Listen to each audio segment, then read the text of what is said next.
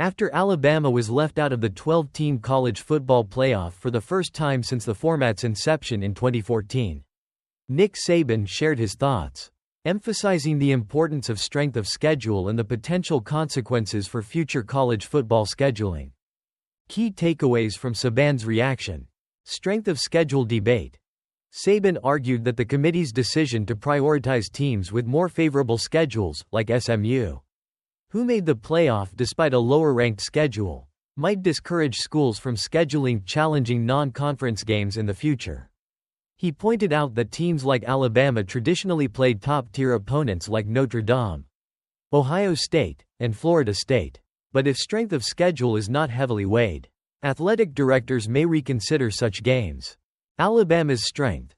Despite a number 16 ranked schedule according to the College Football Power Index, Alabama was passed over by the committee in favor of SMU, whose schedule was ranked number 60. Saban pointed to Alabama's tough SEC schedule as a major factor that should have worked in their favor.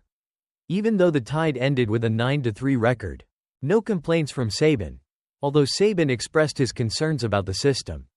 He made it clear that he believed the best teams were selected for the playoff. He acknowledged that every team had control over their own destiny and that teams had opportunities to avoid pitfalls but ultimately fell short due to flaws or bad losses. Impact on future scheduling. Saban raised the question of whether top teams like Alabama will be less motivated to schedule challenging non-conference matchups in the future, suggesting that the shift towards prioritizing conference strength could result in fewer exciting matchups for fans. A learning experience. In the end, Saban suggested that the situation could serve as a learning opportunity for every team. Despite his concerns, he expressed confidence that the decision-making process was fair and based on the team's performance, acknowledging that every team had its flaws and bad losses that contributed to their exclusion.